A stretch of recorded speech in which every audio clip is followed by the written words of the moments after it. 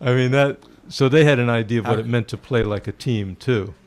Yeah, Cooper playing roles. They played great roles. Cooper playing defense, AC Green. Yeah. Kurt Rambis. I mean, yeah, another team where guys fit their roles for what they needed to do. I guess that would be down the list. Yeah. In your role, not having well. The Celtics in that title run won 8 consecutive. I think it was 9 out of 10. 9 out of 10, yeah. Yeah, they were amazing to watch, and in those days they would get beaten alive by this Warrior team. The breaks off of them. I mean, they wouldn't be able to hang. No, the game has changed a lot. Yeah, yeah. I mean, I don't think. And so another question. I don't think there's a team in that era that'd be able to hang. No, you might take individual players off of different teams, and maybe they'd be able to hang, right? Because of their given talent. Yeah, but there's no team that was constructed. No. Back then would be able to. No, they couldn't. There's 3 or 4 teams I think that would be better than them. Than that Celtics team, you mean? Yeah. Yeah. Maybe more. Maybe, probably more. Yeah. So what's the criteria that we're using here? Do they have to win multiple championships to be considered? I mean, obviously there's. Well, I mean, teams. Yeah. I mean, well, teams that I don't even think that, because when I was reading the article, one of the teams that they mentioned are the Magic, the Orlando Magic with Shaq and Penny. Mm-hmm. That was a good team. Yeah. They just ran into the wrong team, but they should have won some championships. If Shaq wouldn't have left, guaranteed they would have won at least one, maybe 2. Put Orlando on the map. But, I mean, there's good teams out there, but you can't say championships because Michael Jordan won too many, and there were great teams when he was playing. Mm-hmm. I mean, Indiana Pacers they were a good team. Pistons. New York Knicks. Pistons. The Pistons. Yeah. Yeah. I mean, the Kings team that year was pretty good, too. Were a good team. Yeah. I mean, Chauncey Billups and Rip Hamilton and that was a great team. Ben Wallace playing defense and Rasheed Wallace, even though he was always a firecracker, he was a great player. So I don't know. I mean, I don't know what the criteria would be to base it on. I mean, just because those Lakers teams were great teams from the early 2000s. Yeah, that was a great Kings team. That was a great team. It actually was a good team. Yeah. But I really like the Celtics team. The Celtics team that came in with Pierce Garnett. And so, how do we determine better? I guess you start looking at the pure no-brainers, and then you start looking at the ones that we're bringing up, and then start putting them to the test. What do they hold weight comparatively? Because I find it hard to believe that most of those teams could keep up at a scoring pace with this Warriors team. Right, I do too. And so I keep coming back to... I'll give you that, but then I'll raise you a lot. There's a lot more teams later or back in the day that played more defense. So maybe not as scoring they wouldn't be able to keep up, but they might not even get that many threes off because some of these teams played great defense. You think that there are teams that could have slowed them down? Yes. But then again, what era are we playing in? Right. The era is important because the role that a center played, like Bill Russell, with his incredible defense, by the way, and he had a feel for the game. He just knew what was happening next. He could think ahead, But the big man played a different role in those days, and now it's, you got to go outside. Mm-hmm. You got to go outside. And then the physicality has definitely changed. I feel like if any team, it would have to be a team with Kareem on it. A team where you could slow it down when you needed to and be able to put 2 points in the basket essentially at will. Do you remember when he was playing with the Bucks? Yeah, he had a good team there too, didn't he? Before he changed his name, when he was Lou Alcindor. Lou Alcindor. Who was there? So I got to tell you a story about Kareem. So when he was Lou Alcindor, he was on a CYO, Catholic Youth Organization team that came to my hometown in New Jersey, and he was people were starting to hear his name, and so he was in, I guess, Power Memorial High School already, but at a young, maybe a freshman.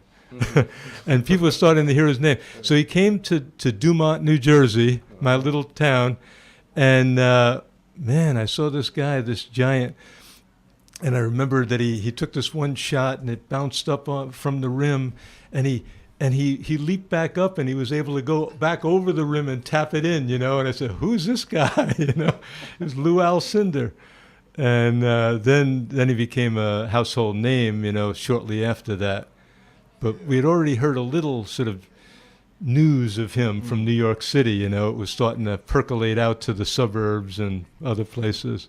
That's how it is. You say that, and you think of New York, and you were just looking at the statue of Stephen Marbury. We played in this Nike tournament in San Diego that would get teams from the East Coast, and one of the teams he was on, and we ended up playing against them. And let me tell you, our coach had to yell at us to do our warm-up because most of the team was turning around watching them. Shooting from half court almost, just coming down, just doing all this crazy mess. And it was, it's that star power. I mean, no matter what you do, but it's crazy. Now, did you play? I didn't play in high school. I was the last one to get cut, and it killed me. Because I knew I could dribble that ball and move around people and stuff. I was very fast. And I thought I had a role to play, but I was a skinny, like 135-pound kid, pretty skinny. And I guess they were afraid they were going to bounce me around. And they're probably right. Back in your day. But I loved playing basketball. And baseball it was really the sport that I really loved. But that's a lot of people's first. That was my first love. Baseball. Yeah. I've told this guy a lot of times. Yeah. So you're an A's or a Giants fan right now? I'm a Giants fan. Okay. Let's make sure. Right. Well, it's a tough year. Tough year to be a Giant. Well, I went to an A's game and I got a free hat. And I wear it. Uh-huh.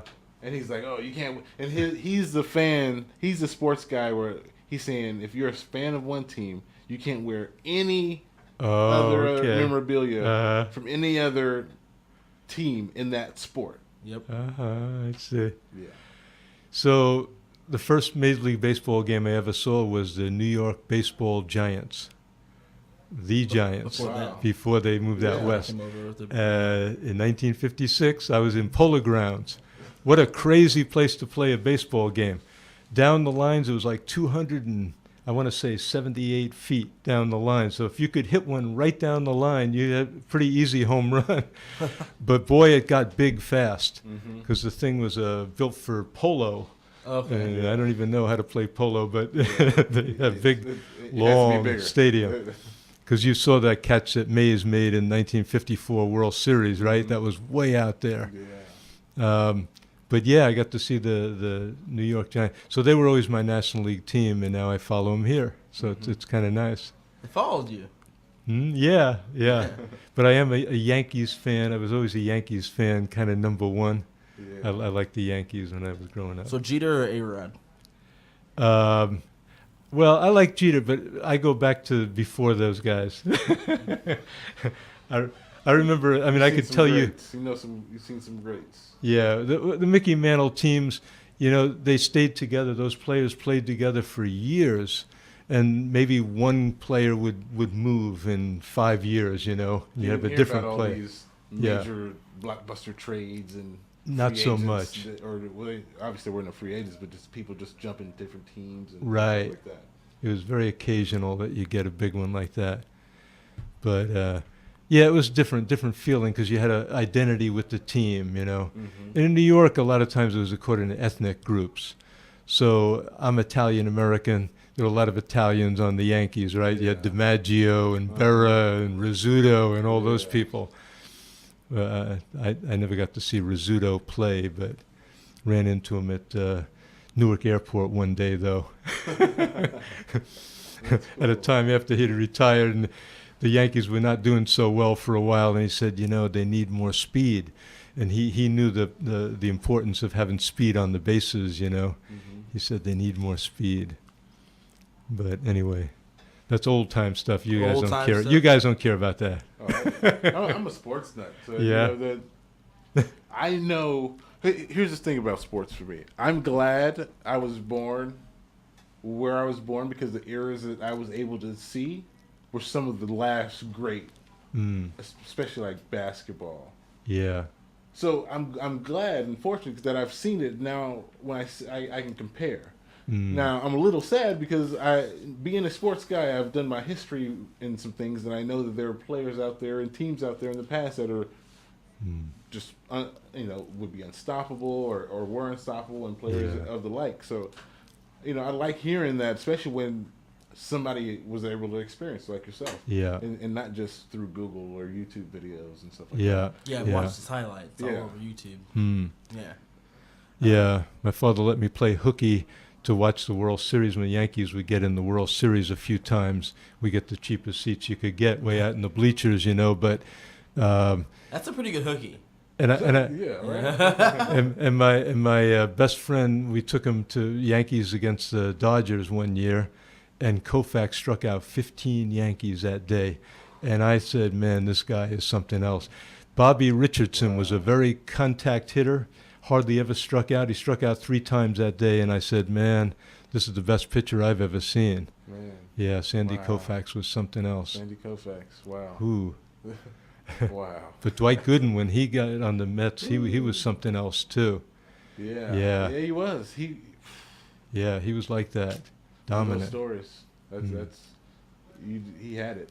He had it. Even I was fairly young, but you knew even as a kid, and when you see somebody and they have it, you just know it. And him and Strawberry. Yeah. So what do you think now with Bumgarner coming back and Block doing as well as he's doing? They might have a pretty good pitching staff. Samardzija struck out about 10 people tonight on my way in. I'm not really concerned about the pitching staff. Yeah. I think this just makes it better. It's always been and always will be for me the hitting. Yeah. With the Giants, it's always the bats. I mean, the pitching's really. You have some issues, but they usually come around and get things squared away. That consistent scoring, right, has always been an issue. Well, they were able to put some up tonight. Oh, they did. Yeah. Did they? Over Milwaukee. Did they come through? Because it was a tie game when I came in. 7-2. All right, okay. That's good. Yeah, there we go. Whew. And that's the thing. You see a game like that and you get excited. Like, oh, okay. How many hits they have? Oh, they had 9, 7 runs. Oh, okay. Then the next night, 1. Yeah. The Brewers jumped out early in the bottom of the first with 2 runs. That's all they would have all game. Yeah, Samardzija pitched a good game. Yeah, he's been pitching. He came in really 1-7, well. And so now he got his second one of the season. Yeah. Bumgarner's coming back. They're playing better generally compared to how they started the season. That's a low bar, though. Yeah. I mean, it's a low bar. Then they end up scoring runs in the 4th and 5th, and then 2 runs in the 8th, 3 runs in the 9th. All right. Good. Let's hope they start hitting. Yeah. And for the A's fan over here, the A's are winning. A's fan, okay. Our other co-host isn't here. I like the A's lineup. How the hell does? Sorry, I shouldn't have said that word. You're good with that one. How does he put together? Every year he changes everybody out. This is the same. Sogard was playing for the Brewers tonight. You know what his batting average is? What? 391. Oh He's batting 391. He trades away all these people, but he somehow manages to get a pretty good lineup together. Always. So it's kind of fun. And by the end of the season, it's changed once again. He got rid of everybody. I don't know. And the pitching, where does he get these young pitchers? Terrell Cotton, Manaeus pitching from tonight. They're winning. The Blue Jays just scored, actually. They're winning 5-2 in the top of the 5th. All right. And I want to see the A's do something. Yeah. I want to see them go into the playoffs and just get into a wild card game. Mm-hmm. Yeah. That'd be fun to watch. And I don't know. I think the season for A's fans has been more exciting just in general so far. Yeah. Because they've been able to put up a lot of runs. Yeah. So far this year, we're talking games where they're hitting a lot 10 of runs, long balls 11 too. runs. You know, getting those homers. And I heard a rumor. Yeah, I meant to look. This is one thing I forgot to look up before the show started today. Was that they changed ownership. Oh. The A's. Huh. Yeah. Really? Yeah. I was listening. There's funny things going on in Oakland right now. This was a couple of weeks ago. Because I knew you were going to talk. Because I knew that you were going to want to talk baseball. Yeah. Grant Napier was talking about how they have new ownership. And he was bringing it up because I'm not sure if you heard about this. The A's actually came out with this awesome ticket package where you could spend $20. Yeah. And you'll get a ticket to any game for the rest of the season. So if you wanted to go every game for the rest of every home game, obviously. Wait a minute. $20 to get you one ticket to any game? Wow. That's pretty good. But regular season. I don't. Yeah, I'm not sure. I'm not sure what the stipulations are on that. I don't want to speak to That's that. not bad. But it's just you have to apply for it in advance. Obviously, say, hey, this is the ticket that I want when I want to go. But one ticket. Say, hey, I want to go to a game. Well, how far up is it? I'm not sure, but that's still a pretty good deal. It's all right. Yeah. You're in at that point. If you don't have the money, you know if you're going to a game, you're going to be sitting somewhere that's not that good. So it doesn't matter. Hey, you might be out in the student vote section. It's all right. And if you're going to the game, you're really at the just game there for the whole experience. Right. That, you know? But I'm telling you, so I've been to a lot of A's games over the past, especially over last season. I've been to a couple this year. There are more fans there this year. And I'm talking last year. I'm talking empty stadium.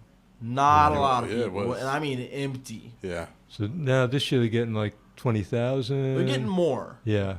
Because they usually was around 14,000, 13,000. Okay. I want to say about 20,000 usually is about a good average for the season. I would have to actually look. Yeah. But the point here is that they need to put some butts in the seats. But I think that the plan that we just talked about with $20 for any ticket for the rest of the season, that's really friendly, fan friendly. Something that you don't see in a lot of places. Affordable. Yeah. Idea came from. I heard Grant Napier talking about how they might have new management to tie this back together, which would make sense, and maybe that might change the path of where this team is going. Right. Huh. They had some nice, getting Plouffe at third base I thought was a good move, and Yonder Alonso seems to be hitting long balls now. He seems to be a pretty good player.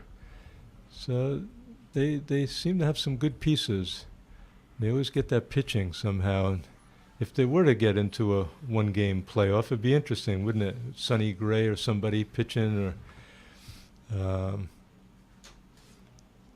the A's. A's going deep into the postseason. Does MLB want to see that? I think. Yeah, I think they do. I just think these guys get in there and in these war rooms and start to overthink themselves. I mean, they've had decent players, more than decent. Yeah. As you've seen, you would say somebody's just batting .391. Yeah. I mean, that's like the A's history. Get a good guy. Who was the other? Donaldson. Donaldson. Donaldson. That was the big other one. power hitter. Cespedes, who went to the Mets. Yeah. And ended up getting MVP consideration. Yeah. And what they do with that trade, they went and got a pitcher who said, Lester, who said, I'm not coming back. I don't want to play for you. Yeah, so, that was not a good move. for the simple-minded manager, you would think that they wouldn't do that. But it's I don't know. It's that I don't know what they're doing. You know, you saw it in that movie, but it doesn't seem like it's working anymore. Yeah, I know. It seemed like it's not working as well as it did. Yeah.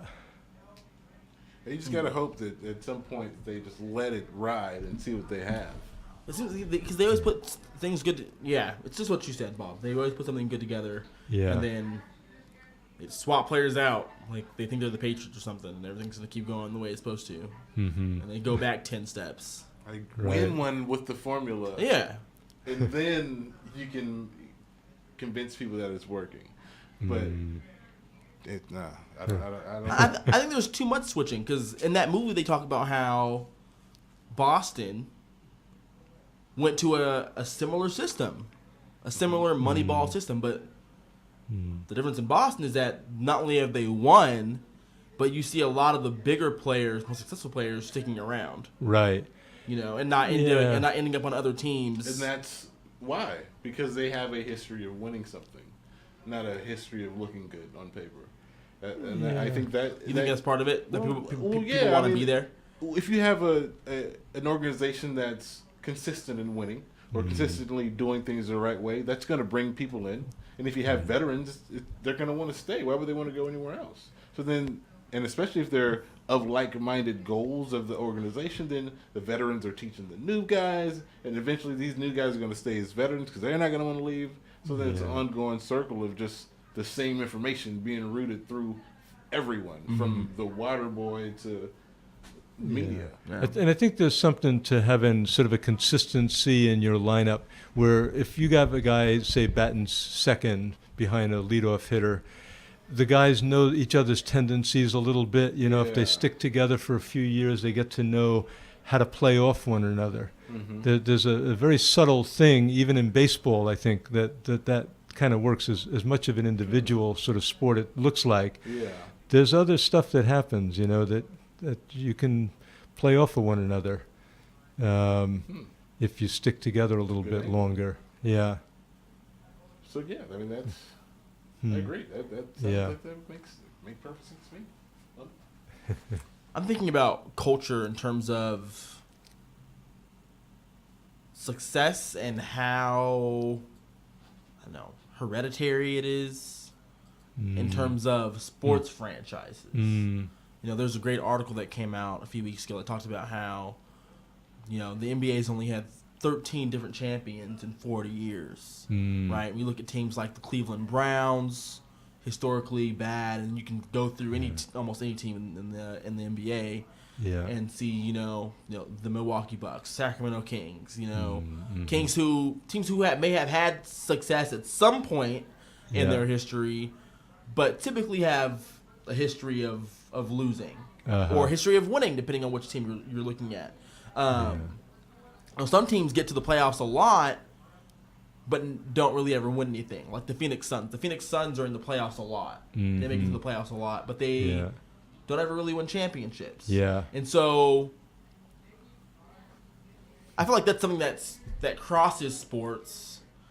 And I know we were talking about that, and this is kind of what I was talking about earlier in terms of saying I told you so in terms of the NBA, is that we're going to end up with a product that looks good on the court at the end of the season, but as an overall product for the entire season, it's kind of like, okay, we just went through this. We went through exactly what we thought we were going to go through, and everything's played out basically exactly how we thought it was going to play out. Yeah. How do we get teams out of that?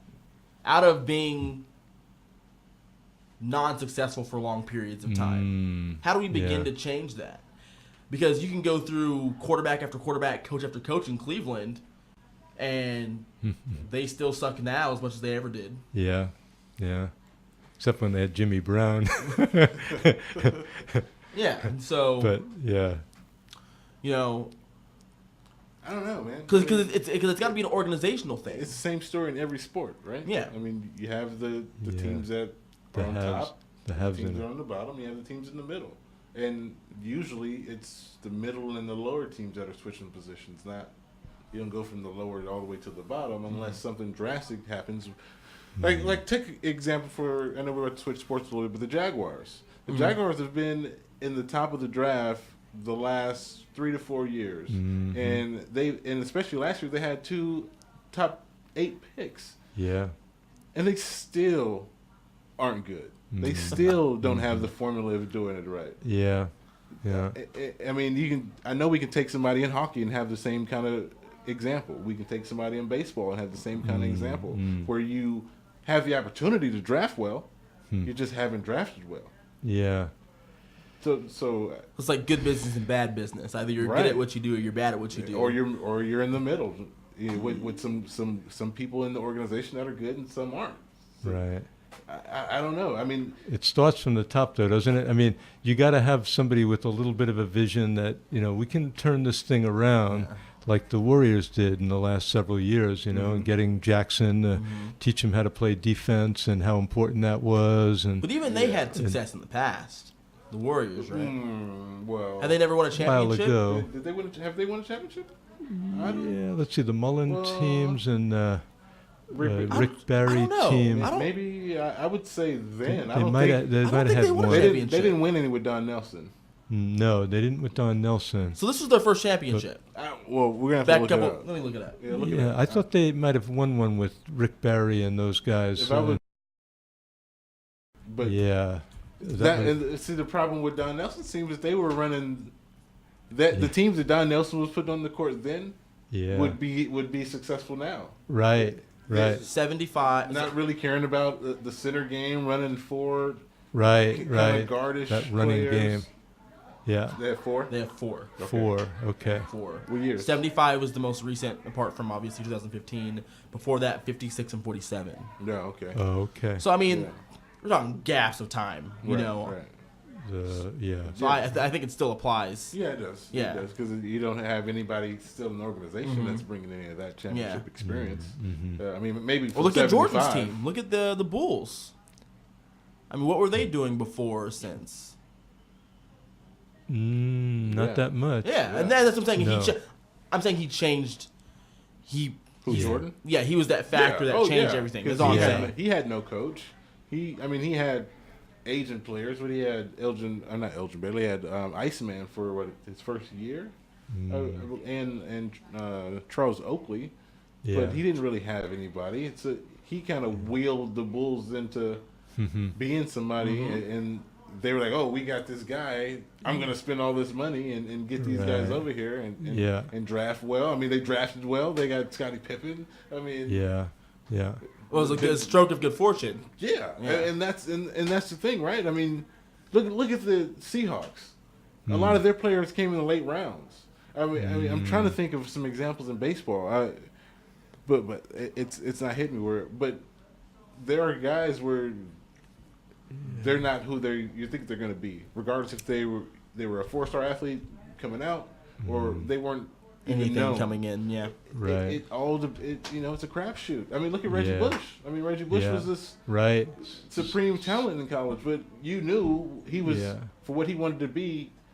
He wasn't going to be able to be it because of what he did. Yeah. Well, you wonder about like McCaffrey, for example. Yes. Right. Yes. Can it translate to the pro game? But look at Tim Tebow. I mean, here's an example of a. Yeah. I think we all would say that Tim Tebow is a great athlete. I say he's a great athlete. He has the build. He has a work ethic. But now when it comes to skill and talent, he's a little lacking in some areas. He played football fairly well for what he was able to do, but couldn't throw. But he went out there and played baseball. Not as good, but he was. Yeah, he was all trying. right. He's trying. Yeah, he's still playing, isn't he? He is. Yeah, he's in the minor leagues. So, New York guy right here. I'm sure you know all about it. You know what the man. Talking about New York, what about this guy Judge?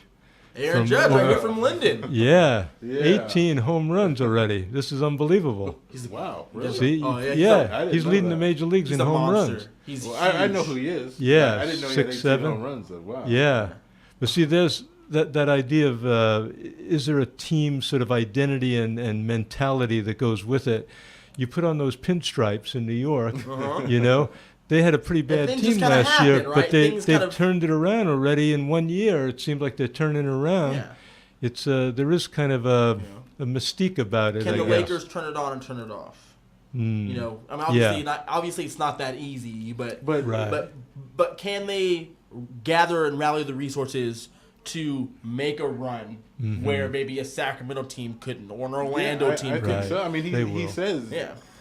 the mystique. You put on the pinstripes and just something happens, something changes, and it's. I mean, I don't know if they've had so much success that they automatically know how to do things the right way, or they just have this crazy formula of having things go, and this is how you do it. We were doing it like this. You do it this way. Yeah. And is it the same guy? That's what you get with the Patriots. When you think is it the Patriots, same guy, or is it the but the the Patriots? It's kind of it's now, right? We're watching that because before they weren't good. They were the Patsy before. And now Robert Kraft showed up. He brought in Bill Belichick. They obviously drafted Tom Brady. Yeah. There's been and that's what it different, is. Like you said, it takes somebody coming in. You have to have a good manager, right? Yeah. A good coach. Yeah. Helps a lot. It takes a good manager, and then I guess it would take a good owner to know when to step out of the way, right, and play your role. Well, look at what happened now. Bud Black went from the Padres to Colorado Rockies this year. He's turning that team around. This manager has something to do with it, I think. They also have a pretty good lineup, and a couple of young pitchers that they didn't expect to be so good, I think. But it's always interesting to me how a good manager or a good coach like Kerr and Jackson before him. Manager from the Cubs. Yeah. Madden. Madden. Yeah. I mean, it's a formula. I mean, that's what it is, right? I mean, we've all been on teams to know that everybody wouldn't be able to be on that team that you were on if it was a successful team. It's a formula. It's a chemistry, and it has to be cohesive all the way around. Because just that one piece can make or break a championship, or or get down there early. Yeah. In basketball, I mean, with just 5 players out on the court, 1 or 2 players are going to make a big difference. Now, you guys are baseball fans more than I am. Now, that's a good example. Is that more? Is it more of an issue if it's 5, or then you look at there's 11 in football, and what was it in baseball? 9. 9 in baseball. And then you have the coaches on the side that are giving plays at the same time.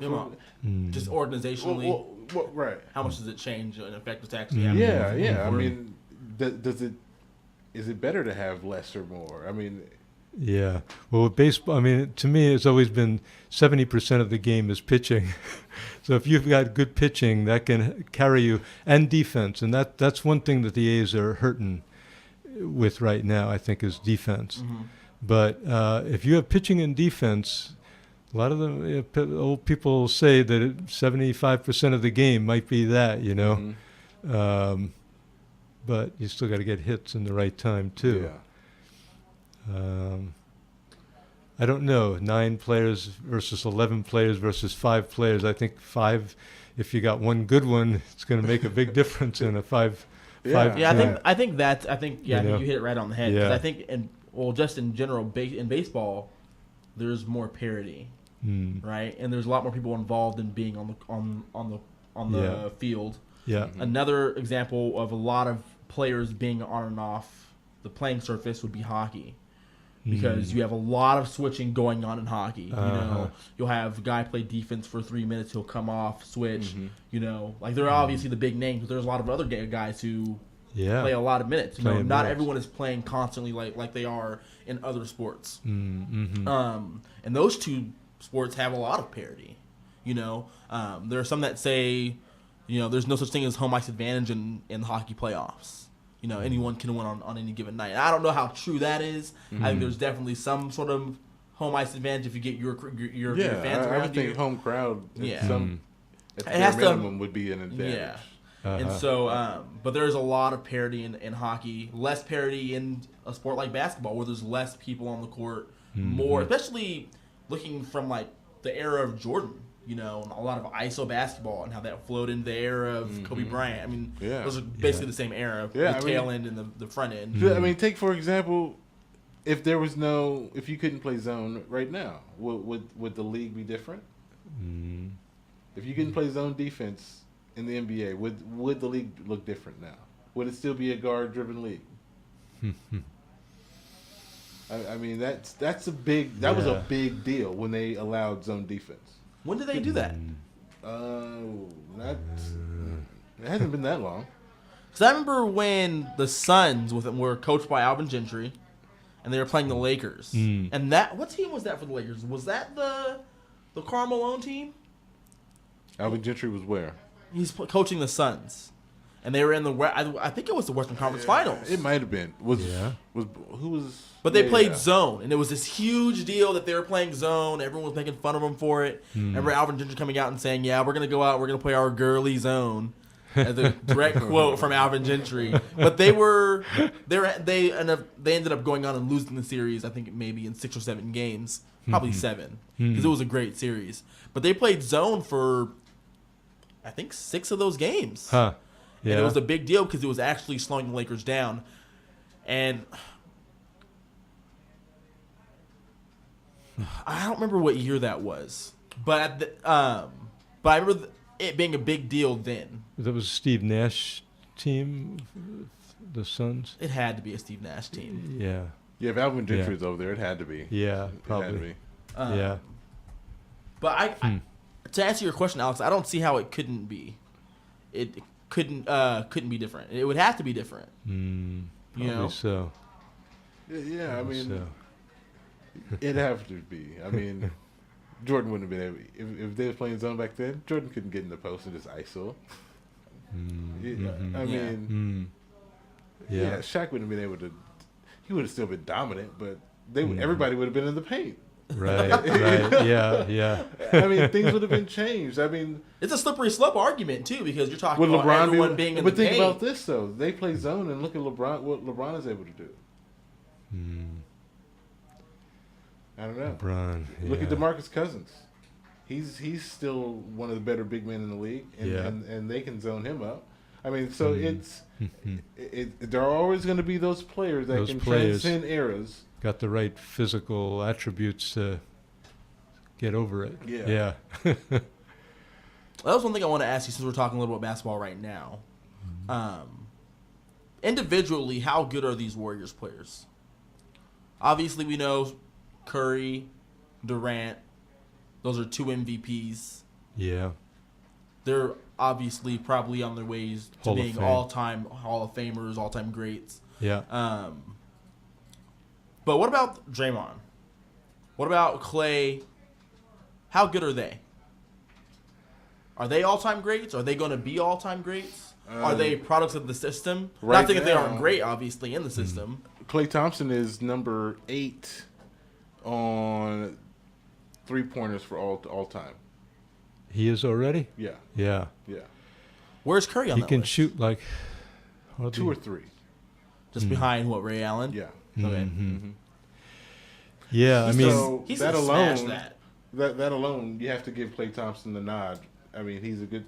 He's up there. Steve Kerr's in there. I mean, and Draymond. I mean, the way he can play all aspects of the game. Who do you? He's a great player. When you look at his game, do you see it pattern after anyone, or do you see him just being? Sometimes I think like he's Magic Johnson, you know. Sometimes, and then, but he's so tough inside. For his size. It's like you can't look at him as like he can be like a Rodman. You know? He can be like a combination of a Rodman and a. I mean, it's because he can do. He does so many things he has well. Vision. And that's the thing. These guys, I think there's a lot more athleticism in the league, not specifically talent. But some guys, there's a lot more vision, a lot more court vision, and we see that.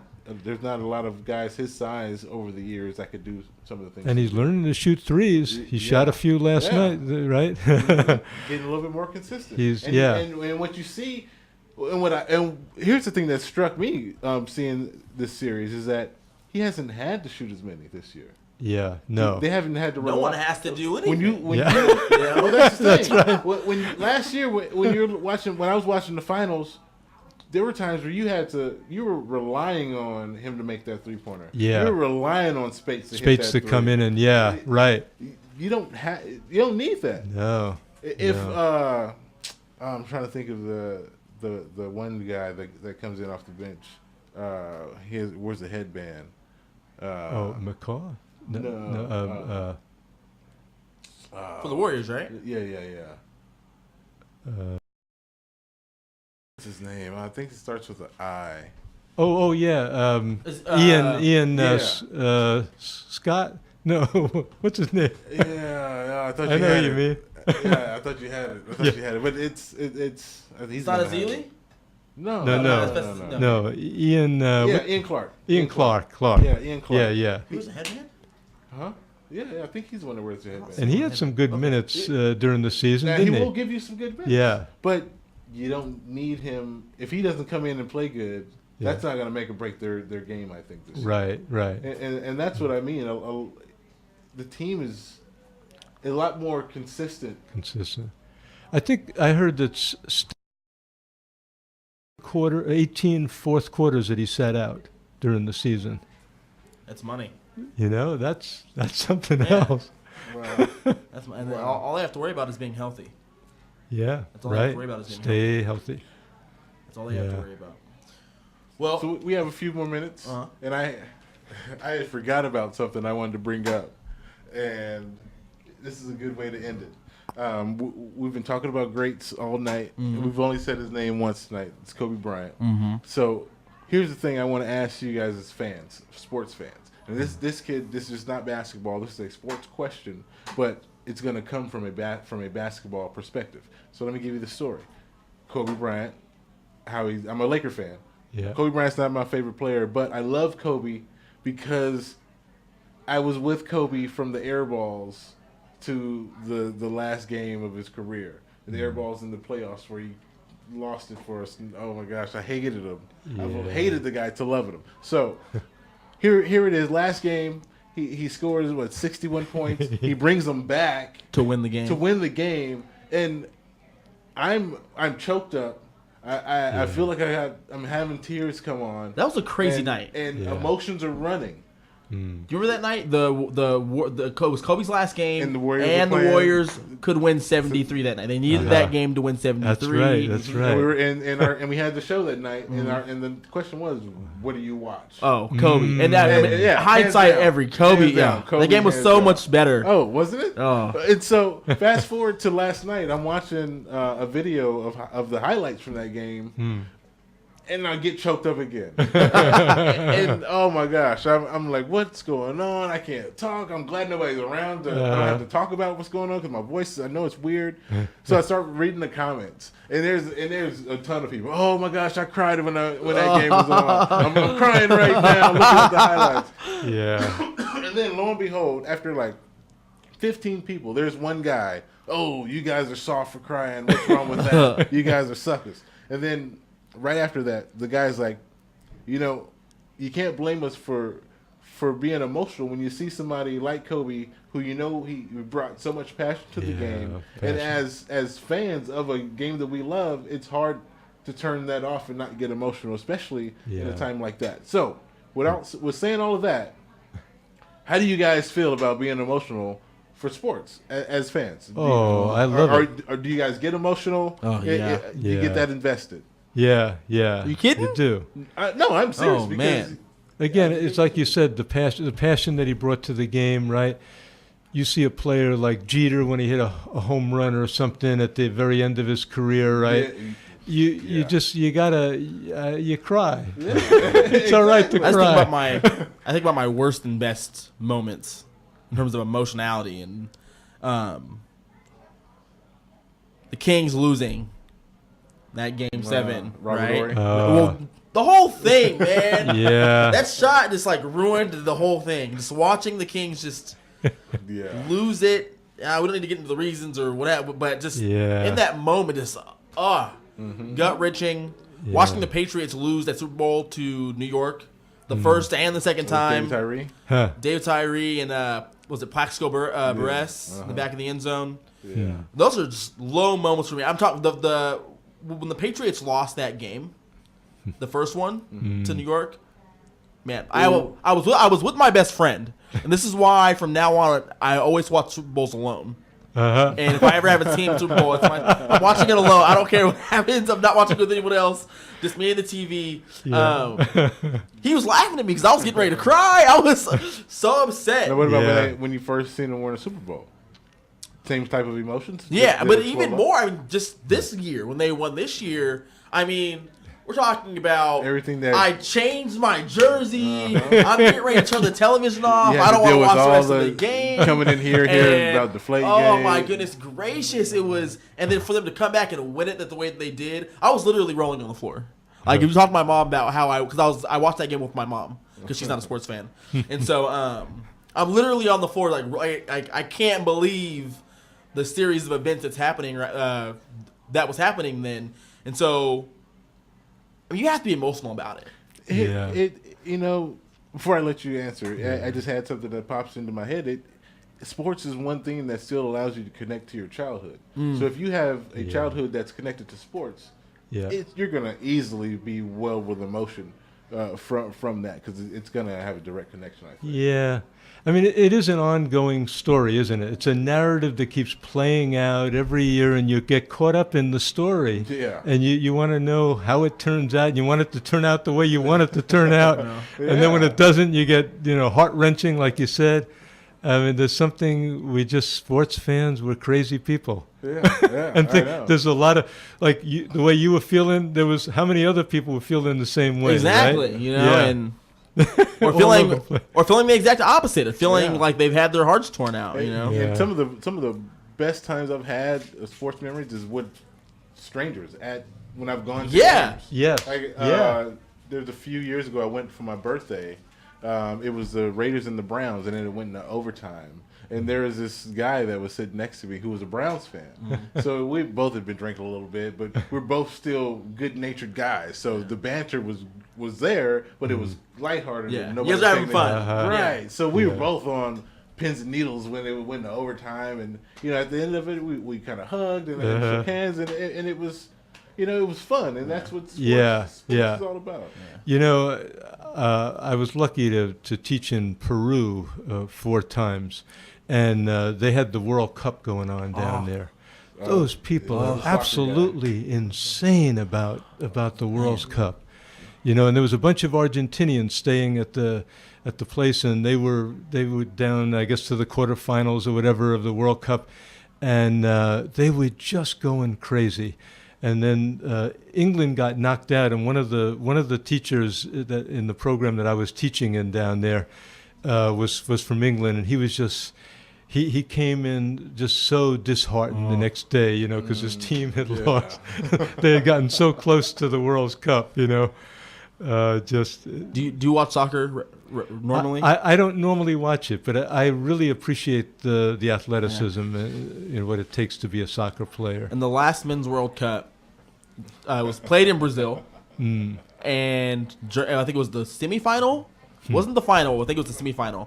Germany plays Brazil. Home. They had, and we're talking Brazil hasn't lost. The actual Brazil team hasn't lost a competitive match in Brazil in decades. That's right. Yeah. In such a long time. They've always won the tournament, but not the World Cup. Or maybe I think the World Cup was included, but they hadn't played in a long time. But they hadn't lost a competitive match or tournament, and they lose.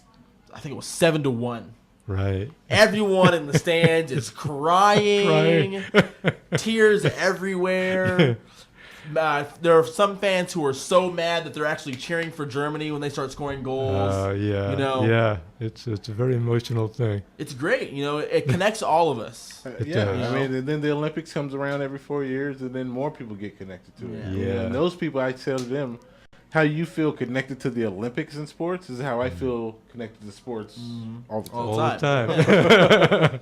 Yeah. It just really gets heightened when Olympics come around because that's one of my favorite sporting spectacles. Yeah, it's amazing. What's the worst you've ever felt when you've lost, when your team has lost, like around people? Have you ever been around people where you're just like, I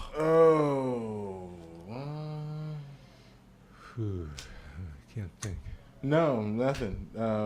Because I'm a Laker fan and a Raider fan. The Raiders have been bad consistently for so long that people don't even talk to me about it anymore, or they didn't. They didn't until the last few years because they talk mess like, oh, your team sucks already. The team that season started. And being a Laker fan, you're just used to success. So now you don't really talk about it now because you're on two opposite ends of the spectrum. Exactly. Oh, man. Like the teams are reversed now. Now I want to talk about the Raiders and I want to talk about the Lakers.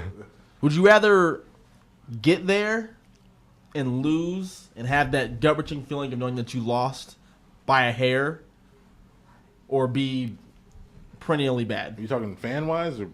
I'd rather be there. Rather be there and lose the way the Warriors lost last year. Yeah. It's all right, they did as much as they possibly could have. My answer wouldn't change if you asked me if I was playing or watching. Rather get there and have the experience and lose than to not even taste it. I mean, ask Barkley. I guarantee you he would tell you he's glad for the experiences. That's right. Yeah. And isn't that wonderful thing that happens like before a season begins?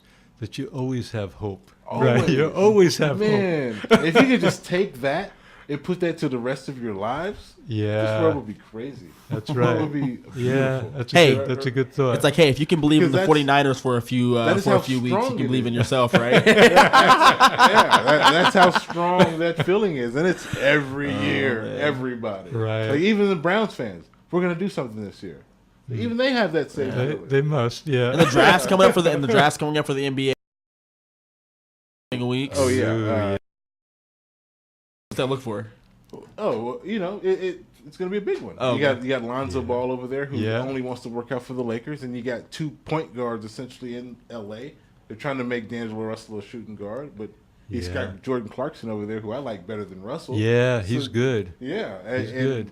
What's going to happen? Then you have another Kentucky player coming out. Is he going to pan out? What's gonna? There's a lot that can happen. Lakers are going to be on the way up. You have the Boston Celtics who just lost in the Eastern Conference Finals with the number 1 pick overall. And they're saying that they're going to pick a point guard. So what does this do for Isaiah Thomas? Because you see, I had this conversation a couple weeks ago with my cousin about the short point guard. They're always looking over their shoulder, regardless of how good they are. Unless your name's Chris Paul. Chris Paul, he's not. I wouldn't consider him short. Isn't he only 6 foot? 6 foot 6'1", but he's not Isaiah Thomas height. Isaiah Thomas 5'9". 5'9", yes, supposedly. Totally different. I guess, you're right. So, Marcus Smart had a good game. He had 25, 27, 27, I think, and 4 or 5 steals, and and right after that game, the talks were, they need to do something with Isaiah Thomas because Marcus Smart is the guy. He's taller and he can play defense. So I mean, it's it's a tough thing. There's a lot of storylines, a lot of possibilities of what could possibly happen. I've heard Pacers trading up for the number 1 spot. Yeah, well, who knows what's going to happen there? Because we've already seen that Paul George wants to go play in L.A. Lonzo Ball, L.A. And why would you trade for Paul George if he's going to be a free agent? Right. I don't think that was it, but I guess they still couldn't they? Oh, they could. But why would you make that trade? I would. Not just wait till he comes to L.A. and then him coming, and then what really is going to happen? Yeah. I don't know. But this 2-team NBA needs to be dealt with because I've been saying it all, and it's been for at least 2 seasons. I've been saying this, and I'm sad at how right I am. I'm not. I've already known the East is garbage. But it's not about the East being garbage.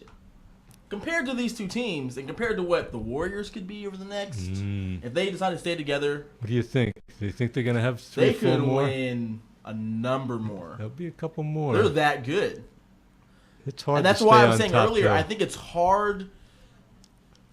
Like, I think it would be more fun to construct a team of players of all time players that I would want to watch play this Warrior team than try to decide whether or not this Warrior team is the best team ever. I think they. I don't know. Yeah. It's hard to say that they're not the best team. Yeah. The 96 Bulls, 96, 97 Bulls. And it would be fun to watch. With Pippen, Rodman, Horace Grant. Those are good matchups. Those tough team. Those are good matchups. They don't shoot threes at all like the Warriors. But matchup-wise... Do they move like the Warriors? Can they run and gun like the Warriors? Can they keep up with the Warriors for that? Warriors ball movement. For 7 games. Let's say if it was 7 games. Like, maybe if you had to win 1 game... I don't know, because you never really saw those Bulls teams have to run. Exactly. They ran the triangle offense, so right. And most teams back then weren't running gun teams. So it's how much. It's all going to come down to how much can you stop them. How much can you stop them from moving the ball forward or up and down the court? I think the matchups would serve the Bulls positively, where they wouldn't be the Warriors wouldn't be able to run as much because Pippen's quick and long. Rodman was. Did you know Rodman was 6'7"? Yeah, he was 6'7". 6'7", 220. Yep. Yeah. I got to touch his arm. I was in Michigan, living in Michigan, and teaching there. You didn't have to marry him, did you? No, when they won the second championship, and they came to this little airport because they didn't want to land in the main airport, knowing there was going to be too many people around. So Rodman stuck his arm out, and I got to touch it. It was like a steel. I mean, this is like unbelievable. I mean, 6'7", 220, averaging 15 rebounds a game. Yeah. At the power forward position. Yeah, he was unbelievable. Yeah, he was a power forward, but man, he played like a center. Great rebounder. He was unbelievable. Unbelievable. So I mean, the matchups are there a little bit. Yeah. Now for that though. So Draymond on Rodman. No, let me see. Draymond. Okay, who's gonna guard Jordan? It'd have to be. You couldn't put Klay Thompson on him, could you? Durant? Maybe you have to be Klay Thompson. I think it'd have to be Durant. Have to be Thompson. I think. You think so? Durant, I don't know. I'd put Durant would have size. That's and that's exactly why I would put him on Jordan. Well, here's the thing, though. Jordan would foul him out. That's the thing about Jordan. Yeah. He was too smart. He would get you on that post. Yeah. Give you that little fake spin, maybe a little turnaround, and you're done. You're not going to know what he's going to do after that. You don't think Durant can handle that? No. Yeah, he's pretty good. He's playing some pretty good defense right now. He's pretty good. Yeah. I just think Jordan would get him in foul trouble. I think he'd get him in foul trouble. Then they'd have to switch. Then Durant wouldn't be in the game. Then then the game would change. They'd have to keep switching a lot of people on him. Yeah. But then who would guard Durant? He poses the same kind of problem. That's true. Yeah. He poses the same kind of problem. That'd be really hard. Dang near 7 foot, and he does everything. You could Scotty on him, maybe, but Scotty might get worked. The game has evolved. The game has evolved. I think you're right. I think they're the best team. Yeah, it's hard to play the game, especially for 7 games. If we're gonna stay in a series. Yeah, if we're looking at the future, though, I'll tell you. I give you one name. Giannis. Yes, Antetokounmpo. He's amazing. Yeah. Oh my goodness gracious. This guy's good, isn't he? If that guy's the future, oh my goodness. I know we've gone over, but this is just way too much fun.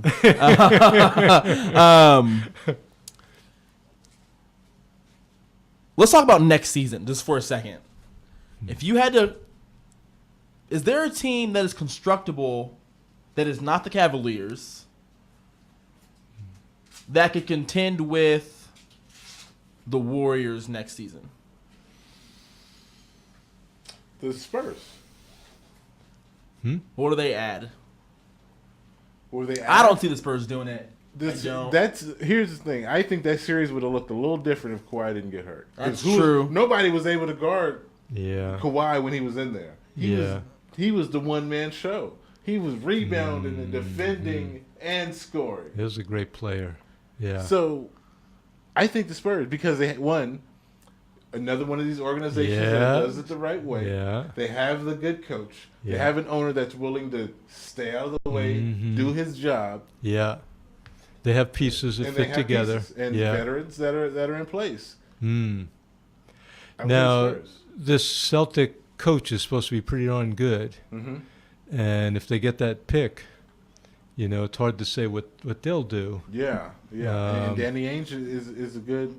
He has a good mind. Are they in a better position to trade that pick for something that they could use next year? And I mean, it'd have to be good, something good. You cannot. Just, If they went to trade that, you'd have to get multiple players, I think, because they're at a verge of getting there, but they're still fairly young. Yeah. To where they can't give away a lot. Yeah.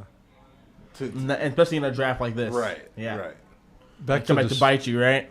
But I mean, we could have had Markelle Fultz. What do we do? It's the same thing on the Spurs, but the other end of it, right? Spurs are a little old, though. Exactly, they're a little old. So now they can bring in some people, but do you give away too much, then deal with a lot of youngsters? Yeah, that's right. I don't think anybody's going to touch him next year. I don't think so either. Touch the Warriors? Yeah. Oh yeah, I don't think so either. Yeah. But I'm trying to connect that to what you're saying. And Giannis Antetokounmpo, the Greek freak as they like to call him. I think you're right. I think he is the future of the league. Yeah. But what does that mean in terms of Milwaukee's success? Kevin Durant, but and so they're very young. They're very young. They have the kid from Duke a couple of years ago. Antetokounmpo. They have Thon Maker, the high school player who's like 7 foot, who's also looks like Antetokounmpo build. But they have Jason Kidd. So that's a spark, I think. He plays point, right? He's point center. Who? On the Greek freak. Yeah. He plays. They moved him to point guard. Yeah. Because remember I told you the story on air about when Jason Kidd wanted him to move to point guard, how he didn't like it, and he was questioning who Jason Kidd was, and like, who was this guy to tell me to move positions? That's right. It's Jason Kidd. Told him to Google him. And when he did, he was like, he saw Rookie of the Year, and all these accolades. He was like, oh, okay. He knows what he's. Because he didn't start playing basketball till late. Yeah. Is that right? Yeah. He's 17. No, I think it was younger than that. It was a little younger than that, but it was because he started playing to win money in tournaments, right? He comes from like. No, he started playing because he knew he could be good. Oh, really? Or he played and he was good, and he realized how much it could benefit him and his family because they come from very humble backgrounds. And so that's why he was hungry, pursued sports because he knew that it could take him far. But I've got all these Paul George scenarios in my head. You know, here's the thing: take them out of your head. Because the key element into the Paul George situation, he will be a free agent. So, who would be foolish enough? Oh yeah, I'm not saying to trade for him. Well, I mean, what other situation would you want? There's nothing to do with Paul George. He said where he wants. I just want Paul George to go to the Lakers, and so I just he said that's where he wants to go. I know. So. But I think there are other teams that could use him where if he... That's the thing. So I feel like sometimes in sports, we come to a situation where, this guy is going to be a big free agent. Maybe he's at, the end of his prime or the latter half of his career. Is he going to make... So you're saying put Paul George on a team, will they beat who? Is that your thing? And what team is that? Kind of. Just teams who are close. You put Paul George on the Spurs? Does Paul George go to the Spurs? Do they... They have a chance of beating the Warriors. Yes. Right? Yes. What about the Celtics? Yes, if they have a chance of beating the Cavs. If they with sign Paul George because they are missing a superstar. Right. So do you go to one of these teams that has a need, like maybe a team like the Houston Rockets? Like, that could work. He could play off the ball. It'd be a lot to share, especially with Harden. I don't like Harden. I did, but that last game. I don't know. Did you see the last? The last Did you see 11 points, right? Have you seen his last few playoff losses? Not just this year. We're talking about not being able to get up a shot at the end of the shot clock. He cashes it in. Like, I don't know. He can sure draw fouls, though, can he? He's really good at that. He's changed the game in that aspect. He did. Because that little... He does right here and gets you going. Yeah. Oh, man. He's clever. I've seen him in the playoffs multiple times not get up a shot at the end of a game to try to win the game. Yeah, things goes like that. To how I feel his personality is. Like he's trying to do too much. Whatever on defense or anything else. Oh, we're on offense. Give me the ball. He's one of those. One of those players. Yeah. But anyway, we really should run out of here. But if you're listening right now, stay tuned. There is going to be a show every Monday this summer. I'm not sure when school starts back up for Delta. I know for Sac State it starts back at the end of August. I think it's August 28th. So we're gonna try to have shows all the way through then, maybe even beyond. We're gonna see how the schedule shakes out now, everything works out. But trying to bring some new flavor to the show. There's music being made for the show, and it's gonna be music that we can use unique to the show, original music. That way we can build it into our show and not have to worry about Google or anyone saying, "Oh, hey, this belongs to someone." It's gonna belong to us. It's gonna be our own music, and Alex and I are going to be here covering baseball, covering the draft, covering the upcoming season. Maybe I'll even get him to talk about some soccer at some point. Maybe we'll get Bob back in here to talk some baseball. All right. It should be a good summer. Yeah. For KXVS Sports. Great. And so make sure that you stay tuned. This has been Alex and London Mark here with Bob O'Prandy. Thanks a lot for having me in. Yeah, of course. Thanks for hanging out. Okay, it feels good. Thanks for hanging out. I'm really glad that you showed up. I was like, he's going to show up, right? Yeah. He's going to be there. Pat said he'd love to be there, so he'll be there. Oh, yeah. I knew that Alex would love to see you. That's right. All right. So we're going to sign off right now. Catch us next Monday at 7 p.m. Until then, friends, you folks stay nice to each other. Good night. Here at KXVS, broadcasting from Stone Tube Studios, is the voice of Stockton.